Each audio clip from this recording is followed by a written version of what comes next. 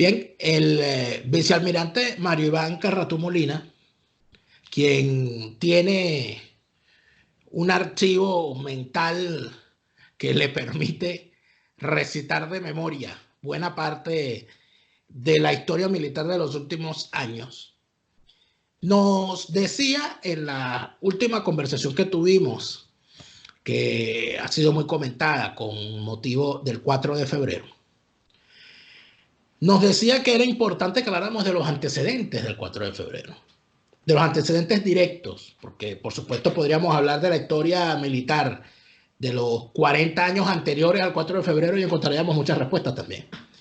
Pero hay 3 o 4 asuntos que de alguna manera atraen nuestra atención en este momento. Una conversación que les indico va a ser en varias partes, la vamos a tener en varios episodios o en varios segmentos. Y por supuesto en el marco de la fecha que esta semana se conmemora, que son los hechos del 27 de febrero del año 89. Mario Iván, bienvenido. Gracias por estar acá de nuevo. Gracias, Daniel, por la nueva oportunidad que me está brindando de hablar, de sacar de ese archivo mental y también material que tengo en Venezuela escondido para evitar que me allanaran la casa. No se lo pudieron llevar. Yo lo había movido antes de salir de Venezuela. Esta oportunidad que tú me das de mover el telón que han tratado de mantener muy cerrado las personas involucradas e interesadas que no se sepa, y modificar la historia. Esta conversación que hemos tenido permite ver de otra perspectiva esa historia, ver los actores que se hacen pasar por demócratas y por sensatos y sinceros en su función profesional, militar o civil, y que los ciudadanos menores de 50 años, para mi criterio, no conocen ni saben qué fue lo que ocurrió. Y cuando un país, una sociedad, un grupo de personas desconoce su historia, pierde el origen y pierde el destino también. Yo creo que la sociedad venezolana está sufriendo ese problema por una parte. Gracias por la invitación, gracias por este nuevo contacto y espero que tu audiencia críticamente, porque así me gustaría que fuese, críticamente comente lo que aquí vamos a conversar hoy. Estoy seguro que así será. El tema va de la siguiente manera. El chavismo ha posicionado como una línea argumental o de justificación del 4 de febrero. Por supuesto, eso lo han hecho a posteriori, ¿no? El chavismo ha colocado como origen del 4 de febrero el 27 de febrero del 89. Yo creo que eso es lo fundamental. Dice que, inclusive Chávez lo decía, lo repetía, que el origen del 4 de febrero fue la indignación de los militares al ver que el pueblo había sido masacrado el 27 de febrero del año 89. Y que por esa razón ellos se alzaron, ¿no? Eso es una de las argumentaciones. Pero si del 4 de febrero se tiene un antecedente en el 27 de febrero del 89, me indicaba usted, vicealmirante, que podía tenerse también que antes del 27 de febrero, como acción organizada, porque eso no fue espontáneo y hay suficientes argumentos para así establecerlo, hay que tener en cuenta lo que fue la insubordinación del grupo Z de la Policía Metropolitana, que ocurrió antes del 27 de febrero. Correcto. Y hay que tener en cuenta la llamada Noche de los Tanques, que ocurrió el 26 de octubre del año 88, cuando, estando encargado de la presidencia, el ministro del Interior, Simón Alberto Consalvi, ante el viaje al exterior de Jaime Lucinchi, se ve rodeado en la residencia donde se encontraba, en La Viñeta. Sí, La Viñeta. Se ve rodeado por unos tanques que supuestamente iban a custodiarlo porque había un riesgo y nunca se explicó qué fue lo que ocurrió allí. Pero ahora usted me ha sumado un tema que creo que es importante que lo tratemos, sobre todo con alguien que viene de la Armada, que usted también lo coloca como un antecedente de todo esto y estoy seguro que nos explicará por qué. ¿Qué es el incidente de el llamado incidente de la corbeta Caldas? Cuando la corbeta Caldas, corbeta colombiana, el 9 de agosto del año 87, entra a aguas territoriales venezolanas en el Golfo de Venezuela y desata toda una crisis y toda una situación. Habría que empezar entonces preguntando por qué usted coloca el incidente de la corbeta Caldas como dentro de la línea del tiempo de los hechos militares que terminaron en el 4 de febrero del 92. Sí, fíjate lo siguiente. Desde 1985-86, por las redes de comunicación social, por los periódicos, los medios de comunicación, hubo una actitud inicialmente no interpretada. Se pensaba que era una exposición pública de un problema fronterizo.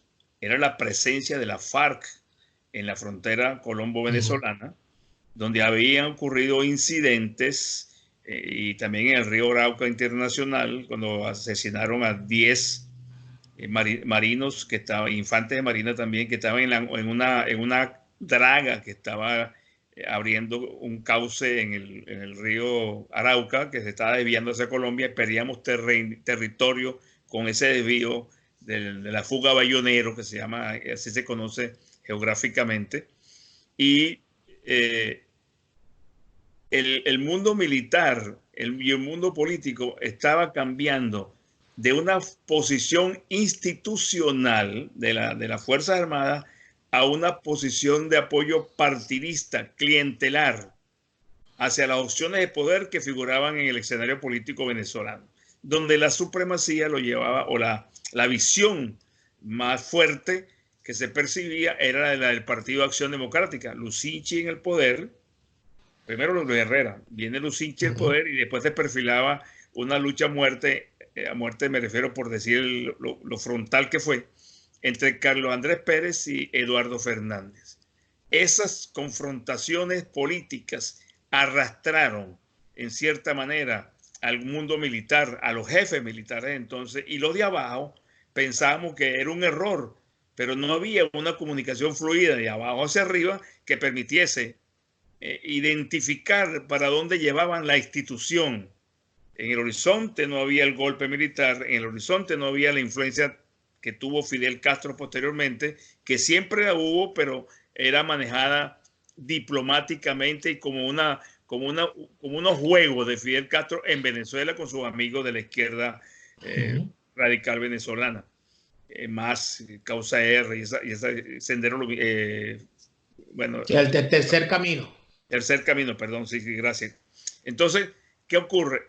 Eso produjo un quiebre de la estructura de autoridad militar en la institución, donde muchos oficiales se comenzaron a desviar del cauce institucional y se fueron focalizando con las influencias negativas o conspiradoras que recomenzaban en el seno de la Academia Militar de Venezuela desde 1983 hasta el momento del cuartelazo militar de Chávez, el 3 de febrero y 4 de febrero.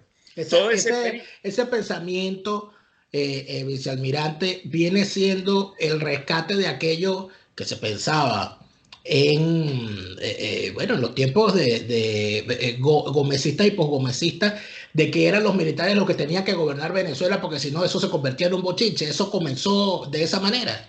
Sí, en cierta manera sí, porque se decía que hacía falta orden, hacía falta autoridad. Mano dura.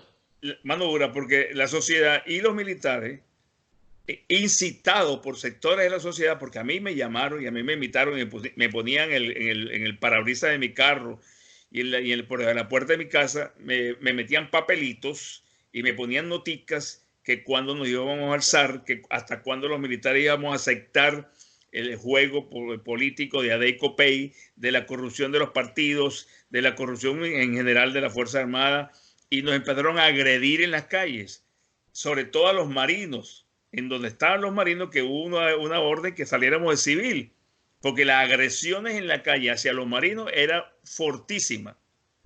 Y en ese periodo se comienza la conspiración en la Academia Militar.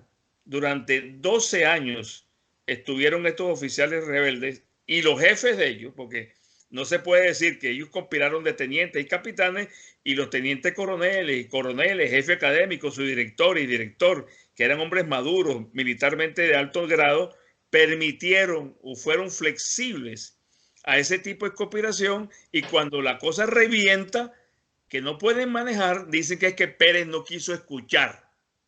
Y ahí hay una gran mentira, porque lo de Pérez fue en el 92, pero eso viene del 83. Son casi 9 años y 12 años en la academia, todos conspirando. Yo tengo oficiales de planta de ese entonces que me dicen, no, Carratú, el único que no conspiraba era yo. El teniente coronel Darío Lozano, que lo podía entrevistar también, porque sabe mucho de lo que ocurría en la academia en ese momento. Entonces, ¿qué ocurre? Ese desfase institucional, esa pérdida de orientación de los oficiales jóvenes, especialmente en la academia, catequizado por Chávez y su grupo, comenzaron a crear un ambiente inestable militarmente, que los generales, por la lucha del poder, por llegar a ser simpáticos con los políticos, no se ocuparon y permitieron que eso creciera. Esa actitud de los militares, de los altos oficiales en particular, de los generales, del generalato y el almirantazgo, ¿en qué se relaciona con lo que ocurre con la corbeta Caldas? Porque la historia que nos han contado, la historia oficial venezolana, indica que en el incidente de la corbeta Caldas, el presidente de la República de la época, Jaime Lucinchi, con el respaldo de la Fuerza Armada, repelió esa acción y obligaron a que la corbeta Caldas se retirara y que Colombia y la presidencia de Virgilio Barco tuviese que aceptar la pertenencia de esas aguas a Venezuela. Esa es la historia oficial. ¿Qué hay detrás de todo eso? Porque la simpatía entre políticos, entre partidos y militares, porque yo parto de la siguiente premisa. Para mí, todos nosotros los venezolanos somos políticos cuando actuamos en la esfera pública y hablamos de los problemas sociales y políticos del país. Cada quien hace política de acuerdo a lo que funciona. Los partidos se organizan para orientar esa acción política del ciudadano en una democracia. ¿Qué ocurría entonces? En lugar de ocuparse del alistamiento militar, del equipamiento militar y de las acciones de la Fuerza Armada como institución de defensa, se encargaron de los cuadros políticos y comenzaron a insuflar en la Fuerza Armada simpatizantes de los jefes que estaban cuadrados con los partidos políticos. Entonces eso produjo un efecto interno de desmotivación y descuadre. Tanto es así que cuando se presenta la corbeta en el Golfo, las Fuerzas Armadas venezolanas reaccionaron en 72 horas.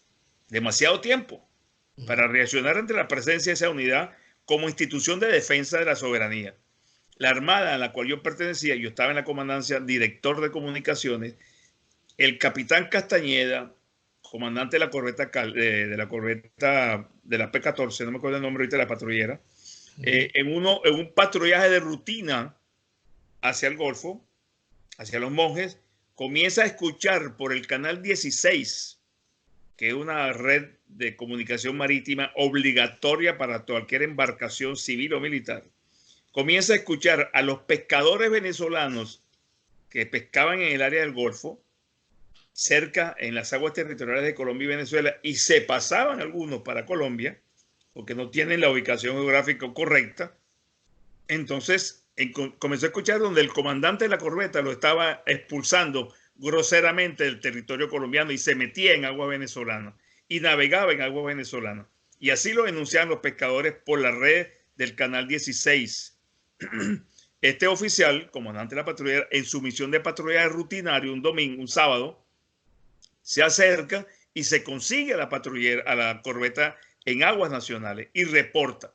Yo estaba en la comandancia porque estábamos haciendo un seguimiento a 2 cruceros italianos que estaban atracados en el puerto de La Guaira y estaban enviando comunicaciones y tenían prohibición de utilizar esos sistemas de comunicaciones en territorio venezolano. Y como lo estaban violando, la tarea nuestra en esos días en la Armada era ubicar qué comunicación estaban enviando estos barcos de Venezuela. Y estábamos en escucha, analizando esas comunicaciones, en inteligencia de comunicaciones. Entonces aparece la Caldas reportando la presencia de esa corbeta, se alerta a la Armada. La Armada esa noche estaba toda en el mar. Los 3 submarinos, las 6 fragatas, los 6 patrulleros, la aviación naval, los helicópteros, todos estaban. Pero el alto mando naval no estaba en su puesto. Estaba en una hacienda de Joselo, que Joselo lo había invitado a una fiesta criolla con carne en vara y música criolla en su hacienda en San Sebastián, por ahí cerca. Joselo, el humorista. Joselo y Simón, sí, los dos. Joselo y Simón Díaz habían invitado al alto mando de la Armada a una hacienda. A una hacienda a comer parrilla y beber whisky. Sí. Y en medio de eso ocurre el incidente de la corbeta Caldas y el alto mando de la Armada estaba parrandeando. Por allá. Y yo llamándolos por radio, porque teníamos una comunicación de radio, y no me atendían para informarles. Ellos se enteraron el domingo en la tarde cuando llegaron a la comandancia o llegaron a Caracas, que se informaron. En esas 24 horas la Armada se movilizó, pero no con un planteamiento de combate. Y nos comunicamos con la Fuerza Aérea pidiendo el apoyo aéreo para las operaciones navales si hubiesen sido necesarias. Y la Fuerza Aérea nos comunicó a la Armada que hasta que ellos no tuvieran la supremacía aérea, no podían apoyar a la Fuerza Armada o a la Fuerza de Superficie, terrestre o navales.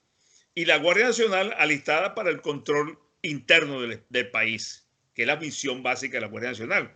Entonces, en ese momento tan confuso de alistamiento militar, ¿por qué no había el alistamiento militar? ¿Por qué no se respondió de inmediato?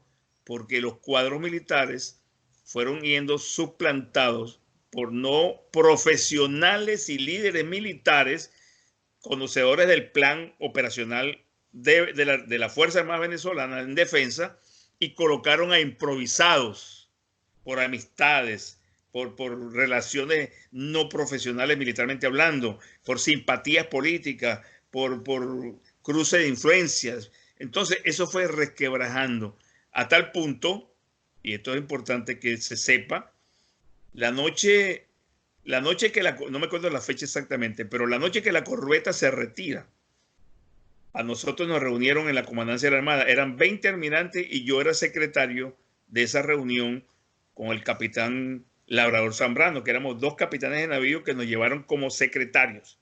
Ahí el comandante de la Armada, el almirante Alvarado Rodríguez, nos dice a todos: vamos a la guerra con Colombia. Esta noche a las 24 vamos al combate. Y necesitamos alistar las unidades de desembarco que ya estaban del otro lado de Colombia. Ya estaban allá. Entonces, digo, la Armada se alistó inmediatamente. Y el presidente Lucinchi ordenó eso. Pero lo ordenó no como Fuerza Armada, sino como institución armada, cada quien por su lado. Y ese es un error garrafal. La Fuerza Armada... ¿Cómo es la cosa? O sea, él la Armada, sí, la Armada estaba por su lado, la aviación por su lado y el ejército por su lado. Es un error, mala asesoría, o en el momento no tenían, ¿cómo te digo? No tenían articulado todo el proceso de mando y comando para dirigir una operación de conflicto como estamos a punto de llegar adelante esa noche. El presidente Lucinchi le envió un mensaje directo al presidente Virgilio Barco, donde decía: si a las 24 horas no sale la corbeta del país, íbamos al conflicto. Fueron mediadores el presidente de Argentina, creo que era Menem, no me acuerdo exactamente, sí. Y el que era presidente de la OEA, Alfonsín. El que era presidente de la OEA, Joao Baena Suárez, fueron los que mediaron y frenaron el conflicto que ya estaba declarado. ¿Qué ocurre? Yo observaba que no estábamos preparados para un efecto bélico en el país. Pero así fue. Después de eso hubo las críticas, hubo las reuniones, reconocimos, por lo menos en ciertos niveles del mando militar en la cual yo estaba en el Estado Mayor Naval, en comunicaciones, criticadas, o sea, las críticas constructivas y positivas de lo que había fallado. Lo que ocurrió, una de las máximas que hubo es que los mandos militares no estaban preparados para el comando de las unidades. porque no se habían seleccionado los más capaces para esos cargos de mando. Igual que lo que pasa en la vida política nacional. Empiezan a llenar cajitas con cargos y cargos sin importar si la persona está equipada o no para ese cargo, y comienza la improvisación y comienza la desarticulación de las políticas públicas y en este caso políticas de defensa para el país. Esa invasión de la corbeta Caldas puso contra la pared a la Fuerza Armada Venezolana y fue una sola corbeta. Fíjense que a mí me critican mucho y no quiero hablar en la parte personal. Esa noche yo estaba, el día anterior, yo estaba de guardia en la sala de operaciones de la comandancia, en la madrugada como a las 3 de la mañana, y observo que una fragata misilística, la Brión, la F-22 Brión, está navegando paralela a la corbeta Caldas, pero a menos de 1 milla de distancia, en aguas territoriales ellos y nosotros en las nuestras. Y yo le decía al comandante de las operaciones en punto fijo, en la base de punto fijo, que era el almirante Daniels, yo le decía, ¿y por qué tienen esa fragata tan cerca? Esa corbeta dispara y hunde la fragata en ese momento y se destapa el conflicto, pero perdemos un barco importante. Ustedes se pusieron bravo conmigo porque yo estaba reclamándole al mando que yo no estaba en la posición de criticar. Y decía, mire, no es crítica, es una posición profesional de táctica naval, de operación estratégica de las fuerzas navales. Ningún barco superior escolta a un barco subalterno en ninguna parte del mundo. Ponen un buque viejo, ponen un buque sin ninguna trascendencia bélica, un remolcador, un transporte, pero no arriesgan el poder naval, en este caso, frente a un barco invasor. Así lo hacen los rusos con los americanos, así hacen los iraníes con los americanos en Golfo de Hormuz, así hacen en todas partes. No colocan barcos importantes para efectos de patrullaje y acompañamiento, que fue lo que estaba haciendo esa fragata. Ahora, o sea, aquí en este caso... Nosotros perdimos la noción, en cierta manera, de lo que era la operación conjunta. O sea que la historia oficial que revela que en efecto hubo una determinación del presidente Lucinchi, cosa que no estamos negando, pero esa determinación del presidente Lucinchi y de su gobierno, al llevarse al plano militar, de alguna manera se desordena, no hay una acción coordinada conjunta, no había un comando, porque aquí existía un comando unificado, el CUFAN, el Comando Unificado de las Fuerzas Armadas Nacionales. ¿No funcionaba eso? En los primeros momentos de este caso del Caldas se articuló un comando unificado en el Ministerio de la Defensa, diferente al CUFAN. Funcionaba como el CUFAN. El CUFAN no aparecía en ese entonces, se llamaba Comando Unificado de las Fuerzas Armadas. Fue después. Y trabajaron. Pero ¿qué ocurre? Tú no puedes improvisar un Estado Mayor de la noche a la mañana, de un día para otro. Tú tienes que tener una persona dedicada a tiempo completo a manejar el alistamiento militar conjunto. Es decir, en un momento de crisis militar sale a la luz pública que teníamos un alto mando y unos generales que tenían simpatías partidistas y por eso habían llegado a los cargos, pero no eran los idóneos para un momento como este. No estaban articulados.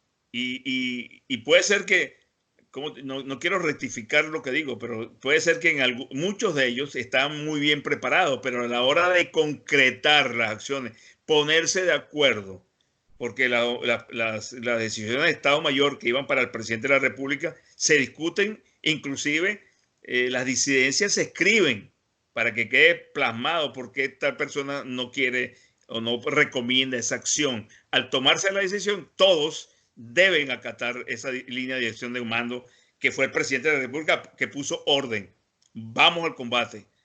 Y fue una actitud valiente, porque no dudo que el presidente Lucinchi sabía que no estábamos preparados para un conflicto de esa magnitud. Porque era un conflicto, iba a ser corto por la intervención extranjera en mediadores, pero iba a ser muy costoso en política y en relaciones bilaterales, que era lo que había que salvar en aquel entonces y siempre. Entonces yo creo que esa Caldas fue un eslabonazo que fue desapercibido, no fue estudiado, no fue analizado en profundidad. ¿Por qué? ¿Por qué entró la Caldas? Porque los colombianos sabían que estábamos en una posición relativamente baja de alistamiento y de disposición de patrullaje naval. Solamente una patrullera muy pequeña con cierto poder militar, como lo dice el capitán Castañeda en su libro o en sus relatos, pero fue una detección gracias a los pescadores que estaban siendo expulsados y perseguidos por la corbeta en el Golfo de Venezuela y también en las aguas territoriales de Colombia. Pero si se hace el balance, ¿no?, de lo que ocurrió a la vista de los hechos posteriores, no se hizo entonces el análisis de qué fue lo que ocurrió, por qué ocurrió, no se analizó la actitud de Colombia, porque si bien es cierto que las Fuerzas Armadas colombianas tienen una experiencia de combate, ya para aquel momento de 40 años en guerra contra la insurgencia interna, que le permitía tener un músculo en materia de combate, por supuesto superior al venezolano, que tenía ya varios años con la pacificación guerrillera, había cesado quizás esa sí, no era un ejército que estaba en guerra, en estado de guerra, como si no era el ejército colombiano. Nunca se analizó por qué Colombia echa para adelante y después echa para atrás, porque si habían dejado en evidencia el poco apresto operacional venezolano, quizás lo lógico hubiese sido seguir adelante con no sé, con sus intenciones, ¿no? Se analizó independientemente en cada fuerza. Yo participé en los análisis que se hicieron en la Armada venezolana. Se hizo en la otra fuerza, la movilización que fue terrible, mover los tanques de Valencia, Estado Carabobo, hacia la frontera. No habían vehículos para llevarlo. Creo que los empresarios grandes pusieron su vehículo y todo su arsenal vehicular para poder llevar las tropas y llevar toda esa movilización, que no es solamente el fusil y el casco, sino que son equipos de comunicaciones blindados, equipos para la Fuerza Aérea, tanques transportables, etcétera, etcétera. La Fuerza Aérea lo analizó. Es importante destacar lo siguiente: Venezuela siempre, desde que yo me acuerdo como militar de Pérez Jiménez, Venezuela ha tenido o tenía una superioridad aérea y naval manifiesta y muy grande frente a las Fuerzas Armadas colombianas. Eso mantuvo siempre en un carácter disuasivo cualquier intención que hubiese salido de las autoridades políticas colombianas, en caso a los monjes y al Golfo de Venezuela, porque para ellos la mitad del Golfo es de ellos. Entonces resulta que esa obsesión y esa manera de ver el problema geopolítico regional, petróleo, vía de comunicación, la apertura al Caribe, una cantidad de cosas geopolíticas que se manejan y muchas personas estudian, conocen, se está manejando, pero la Armada y la aviación, la compra de la fragata Mariscal Sucre, la compra de los F-16, la compra de los Mirage, que la gente criticó mucho, esa era una disuasión, inclusive hasta hacia Brasil y hacia Guyana, era una disuasión silente, pero efectiva, porque teníamos el arsenal más importante de América Latina y de América. Entonces, pero a raíz de eso comenzaron los desequilibrios, y en esa oportunidad también es bueno que comentarlo, porque fue una consecuencia política posterior. Fue el primer momento donde las Fuerzas Armadas adquirieron directamente material de guerra.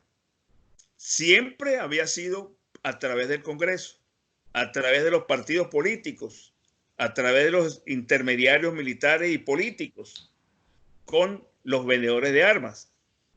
Eso creó un malestar creciente en el sector político venezolano, de partidos venezolanos, porque los militares no compartieron con ellos. Entonces hubo la denuncia de la corrupción, y el argumento básico en las Fuerzas Armadas para producir un movimiento militar fue el caracazo y la corrupción.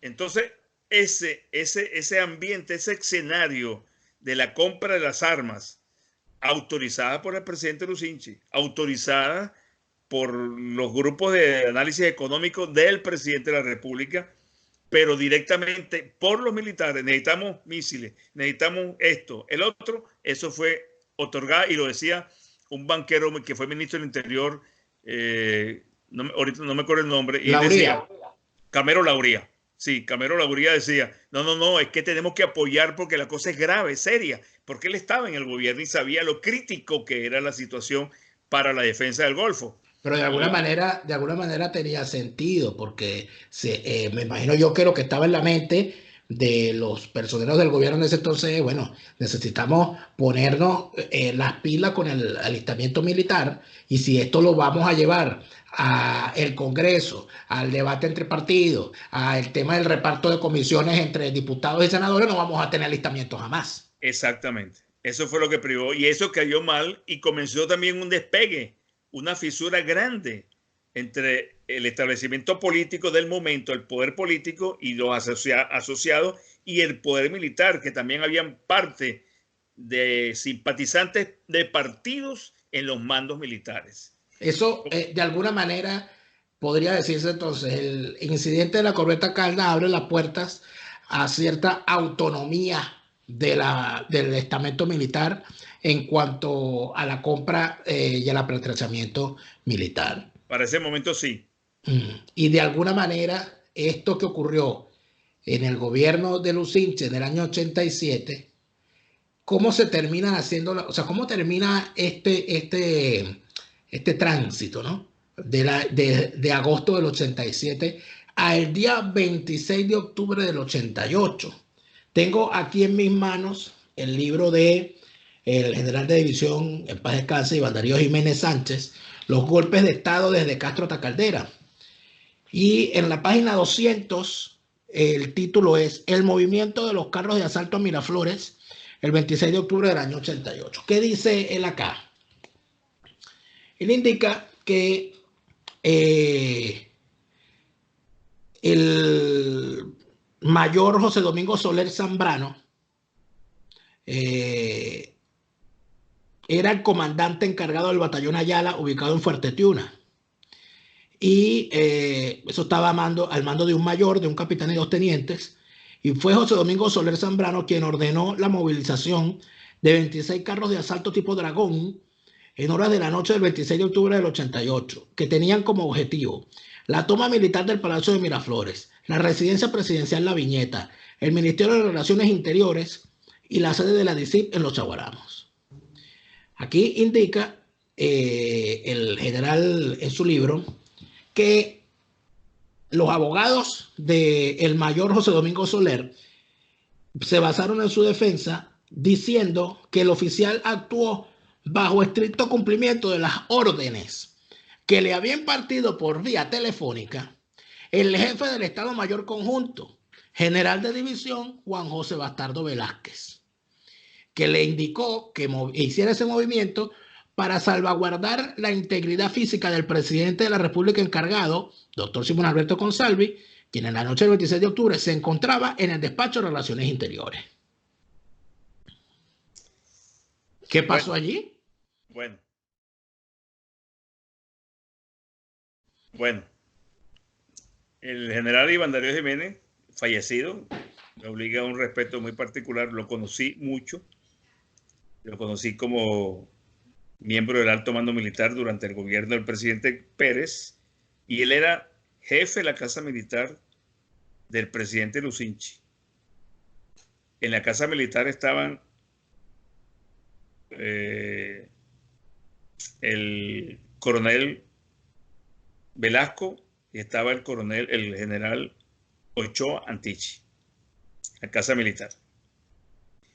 La información que yo manejo con elementos de juicio y tengo documentos es la siguiente.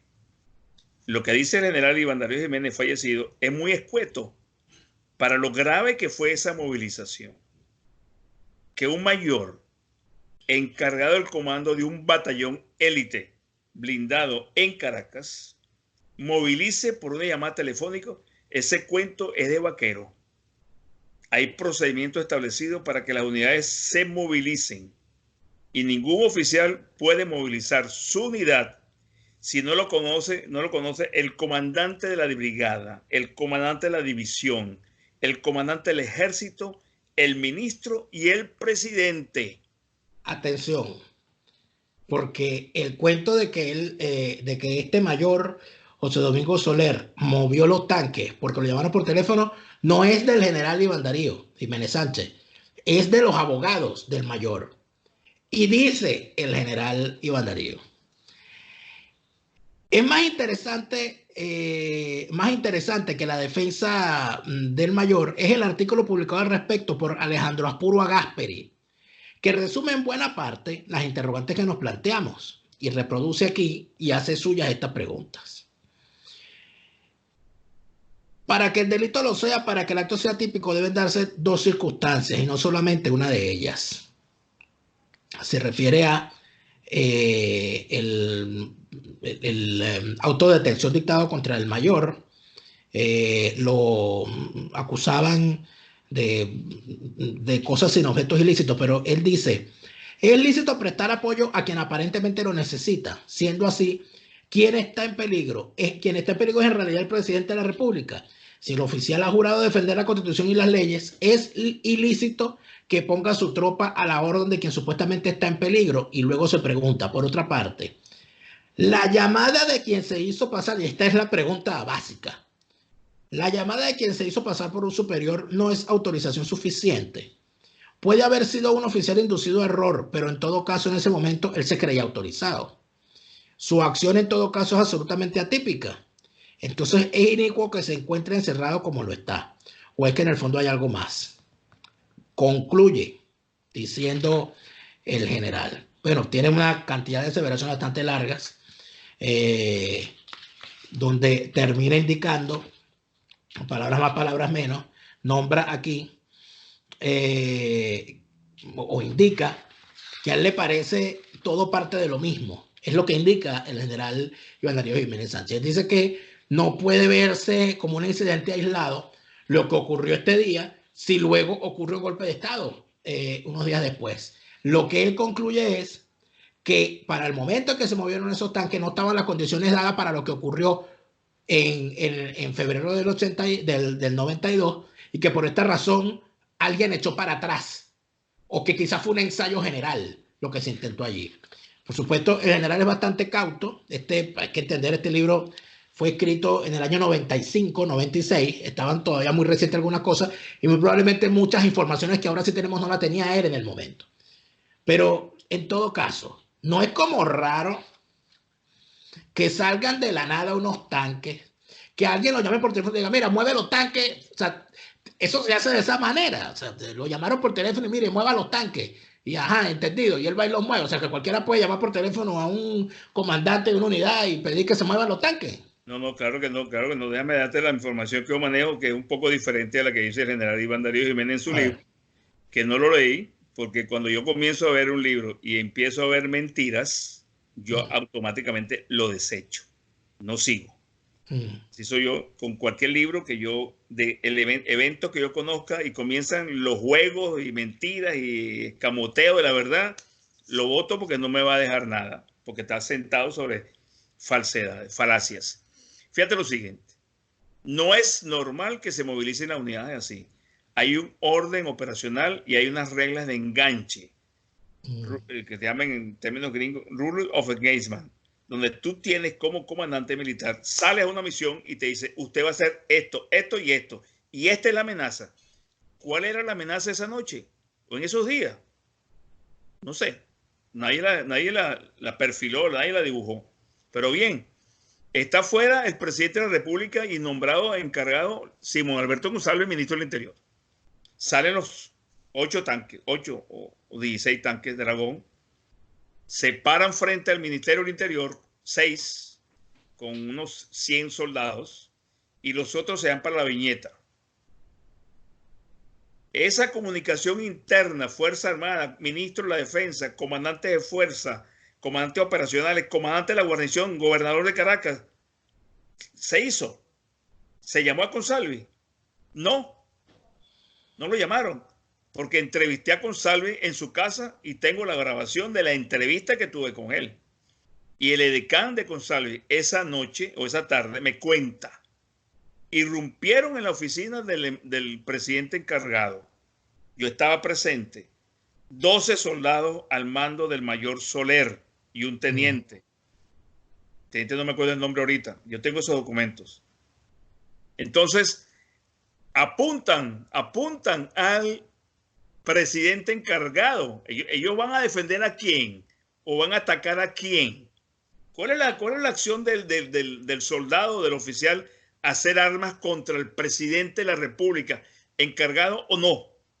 Con su edecán, que es el mayor, el coronel Barraez. Está retirado, pero sigue en Venezuela. Es delicado porque lo pueden dañar, porque hay muchas cosas todavía no claras que no se sabe por dónde podría reventar algo. Leal Barraez es el coronel, y me lo contó a mí. Entonces, el coronel Leal Barraez llama al ministro de la Defensa. Era Ítalo del Valle Aliegro, un hombre muy respetado en la institución militar, de mucho carisma y de mucha seriedad. Y le comunica: aquí estoy en la oficina del presidente y estamos rodeados de tropas haciendo armas contra el presidente. El ministro le dice: pásame el teléfono, y le pasan el teléfono a Consalvi. Y Consalvi le explica a Ítalo del Valle lo que está viendo en su despacho. Es el despacho del ministro del Interior, pero es el presidente encargado. Entonces, en una conversación un poquito jocosa entre el ministro Consalvi e Ítalo, ordenan que agarre el teléfono el Soler, tome el teléfono, habla con el ministro de la Defensa y lo mandan para su unidad y se regresa, entre comillas. Se va para la Viñeta. En la Viñeta habían 8 tanques o 16 tanques, con 200 hombres. En la Viñeta hubo una reunión esa noche, a las 7:30, 8 de la noche, de todas las fuerzas vivas, como llaman aquí en Venezuela, los mandos militares, los ministros, los adecos, los copellanos, con Consalvi. Y ordenan una investigación. Claro, y le comunican al presidente Lucinchi en el Interior. El comandante del ejército estaba afuera y Bastardo Velasco estaba encargado del comando del ejército. Se dijo que era una maniobra del mando militar para descabezar al ejército y las nuevas promociones llegar al poder. ¿Cuáles eran esas nuevas promociones? La promoción de Peñalosa, la promoción de Ochoa, la promoción de Rodríguez Ochoa, la promoción de Santeliz, la promoción de Santiago Ramírez, que fueron los cooperadores del año 83. Eso es el telón de fondo de esa movilización. O sea, la conclusión suya es que toda la noche de los tanques fue simplemente una forma de dejar mostrar los dientes. Mostrar los dientes, pero de alguna manera echarle la culpa o dejar como ineptos a los que estaban de jefes militares para lograr el ascenso de los conjurados. Así, exactamente, esa es mi conclusión. Pero fíjate lo siguiente: esa misma noche, el general Heinz Apurba, comandante de los elementos orgánicos del ejército, lo que equivale ahora a la tercera división, detiene a los oficiales y los lleva a su despacho para iniciar una investigación, que es lo que procede en cualquier cosa de este tipo y mucho más leve. Y él comienza la investigación y comienzan unos interrogatorios. De esos interrogatorios yo tengo documentos escritos, dados por el general Apurba, Heinz. Cuando está conduciendo el interrogatorio con sus personas encargadas de la investigación, varias personas ahí, se hace presente en la oficina de él el vicealmirante Germán Rodríguez Citraro, para entonces director de la DIN, por 4 años, ese cargo. Y resulta que le dice: por orden del presidente Lucinchi, la investigación la voy a hacer yo. Y entrégame los documentos. Entonces Heinz, eso me lo cuenta Heinz a mí, en vista que era el director de la DIN, que era el almirante Citraro, una persona de mucha seriedad, o visto con mucha seriedad, me pide la investigación, le paso la investigación y ellos engavetan la investigación, no la concluyen, no la llevan adelante. ¿Por qué esa investigación no se hace pública y por qué no se hace conocimiento de las Fuerzas Armadas? ¿Y por qué no se detiene y se pasa a juicio al mayor Soler y toda la cabeza que ordenó esa movilización? Eso se quedó en tinieblas, no se investigó, se echó tierra. Y se le echó tierra por algo muy importante, digo yo. había muchas cabezas importantes metidas en esa movilización que no era conveniente, civiles y militares, que no era conveniente en ese momento descubrir o poner públicamente, porque venía arrastrando la conspiración de Chávez con los oficiales jóvenes en la academia militar y en otros puestos de mando del ejército. Fíjate que a Chávez lo mandan para el Orsa, castigado porque era malo. No estaba Pérez. Lo mandan para el Orsa. Y el gobernador del estado Apure, el señor Marín, Rafael Marín, me dice a mí, a posterior, oye, yo sí veía que en el batallón ese de la frontera de Chávez se reunían militares y sacaban las unidades blindadas para las carreteras y hacían ejercicio y cosas. Yo no me daba cuenta, yo nunca pregunté. Y le digo, coño, gobernador, ¿usted no le pareció extraño que se estuviesen movilizando unidades blindadas en la frontera con Colombia, donde hay guerrilleros, donde hay FARC, donde hay una cantidad de ilícitos fronterizos, narcotráfico, y a usted no le parecía extraño que se estaban movilizando? ¿Para qué? No se investigó tampoco. Y peor aún, en la hacienda Los Turpiales del doctor Carmona Borjas, el que fue enlace y ministro de la Secretaría de Pérez, se reunían el general Rodríguez Ochoa, Chávez, el doctor Carmona y un doctor llamado Omar Silva, que fue el que me contó esto a mí. No es que yo lo elucubré y lo saqué de las nieblas. Me lo contó el doctor, que iba en una avioneta y se reunían con Chávez allá, no a conspirar, a bonchar, a fiestear. Pero ¿qué hacía Chávez en la hacienda? ¿Por qué tenía el acceso? Era como de la casa. ¿Ah? Era como de la casa, Chávez. Era de confianza. Y cómo el general Rodríguez Ochoa, que también se molesta conmigo cuando lo nombro, cómo se trae a Chávez para la Secretaría del Consejo de Seguridad y Defensa frente a Miraflores. Ahí tuvo Chávez un año. En el Palacio Blanco. En el Palacio Blanco. ¿Por qué se lo trae?